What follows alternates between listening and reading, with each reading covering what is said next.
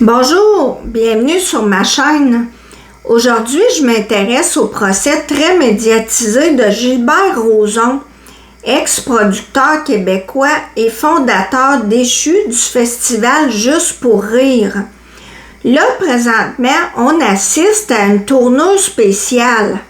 D'une part, on a le procès officiel, entre guillemets, dans la salle de cour, où 9 femmes le poursuivent pour des gestes, on va dire, à caractère intime, et il y a 7 femmes de plus qui ne sont pas dans la poursuite, mais qui sont venues témoigner par solidarité. Donc, on a 16 victimes alléguées, et d'une autre part, il y a un genre de deuxième procès qui se passe dans les corridors. Et oui, parce que Gilbert Rozon s'en prend aux médias et au mouvement MeToo. Il affirme se battre contre la légalisation de l'extorsion dont il se dit victime. On lui réclame 14 millions. M. Rozon dit également regretter d'avoir plaidé coupable à l'époque pour la première agression parce que cette femme revient à la charge. Il dit qu'il a voulu acheter la paix pour sauver son entreprise et que c'est ce qu'on lui avait conseillé à l'époque. Quel sera le dénouement de ce procès? C'est ce que j'ai demandé à mon tarot Premier soin pour les cœurs brisés. Alors, avec le chariot ici, à l'origine de ce procès, ça nous parle d'avancée. Des obstacles renversés pour avancer. Il avait plaidé coupable, il a été acquitté, mais cependant, cette carte-là, ça peut être aussi la police. Là, les événements le rattrapent. Ici, ce qui est favorable avec la roue de fortune, c'est une évolution, un changement vers autre chose, mais là, la carte est inversée. Les choses sont en train d'évoluer et c'est pas de façon favorable parce que sa stratégie à lui, c'est de mettre l'emphase sur le côté monétaire pour faire oublier, entre guillemets, les événements et jeter le discrédit sur les présumées victimes.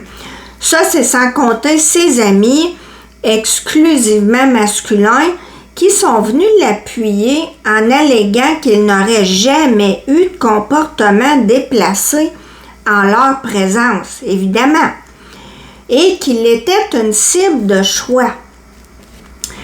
Ici, en défaveur, le jugement nous parle d'une nouvelle, la nouvelle de ce nouveau procès qui a suscité un certain mouvement de colère, beaucoup de réactions, et pas seulement dans le milieu artistique, mais dans la population et les médias en général.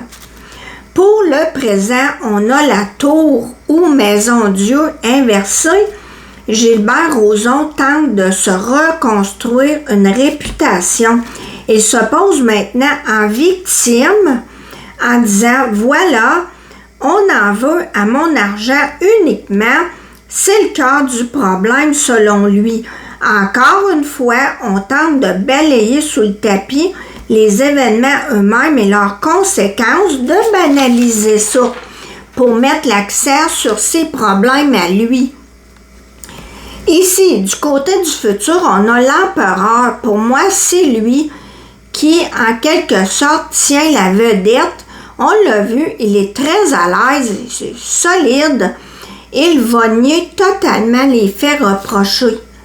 Et on voit ici la lune, ce sont des choses cachées. Derrière sa solide assurance, il pourrait y avoir des choses cachées qu'on ne nous dit pas. Parce que ici, on a le diable inversé qui fait allusion, entre autres, à l'argent. Gilbert Rozon affirme être ruiné suite aux répercussions de ces allégations. Moi, je pense, avec ces deux cartes-là, qu'on ne connaîtra pas le montant imposé, ça ne sera pas divulgué il pourrait y avoir une ordonnance de non-publication qui va être demandée.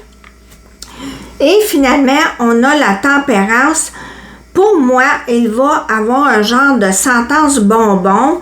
On pourrait dire, par exemple, il a tout perdu. On ne peut pas vous accorder 14 millions. La peine va être clémente, va être réduite, mais on ne connaîtra pas les détails, comme je vous disais. Ensuite, on va regarder avec l'oracle Béline. On poursuit. Ici, à l'origine, on a l'intelligence inversée qui pourrait nous dire qu'il n'a pas appris de ses erreurs, manque d'intelligence, des choses déraisonnables, un comportement immature et impulsif. Ce qui est favorable avec l'amour, il a des appuis. Par contre, pour le présent, OK, ici, on a la grâce inversée. OK, il se passe comme deux procès en même temps. Et ici, en défaveur, pour moi, la nativité inversée, c'est qu'on essaie d'étouffer l'affaire dès le départ. Voyez-vous ici, là, pour le futur, le dénouement, ça ne s'invente pas. On retrouve encore l'homme qui est très droit. C'est lui. Et avec la table qui peut représenter les plaisirs, les festivités, on se met à table. Il y a des choses qui vont sortir. Il y a des gens qui pourraient parler. Et le départ inversé, pour moi, avec le diable inversé, il n'ira pas en prison. Ça pourrait être une peine à domicile. Finalement, un changement qui ne va pas forcément plaire.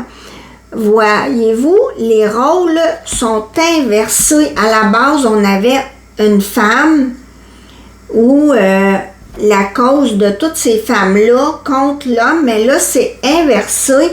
C'est encore une fois lui qui brille, qui tient le haut. On va regarder rapidement ce qu'on appelle le dos de deck du Béline. Ça déchaîne les passions, ce procès. Il dit qu'il est ruiné. La carte bleue, normalement, c'est la protection, mais là, on voit que la justice ne protège pas toujours les victimes parce que si on a des gros sous et ou des bons amis, bien, ça peut faire changer la donne. Et comme je vous disais, je crois qu'il pourrait, au lieu de l'emprisonnement, ça pourrait être une peine à la maison. Les pénates, ça représente le domicile. Et pour moi, l'image est très parlante. Alors voilà. Pour terminer, je vous rappelle que ce n'est qu'un tirage de cartes destiné uniquement à du divertissement. Ne prenez aucunement ce que je viens de dire pour la vérité. Je ne fais qu'interpréter les cartes. Merci de m'avoir écouté. À la prochaine.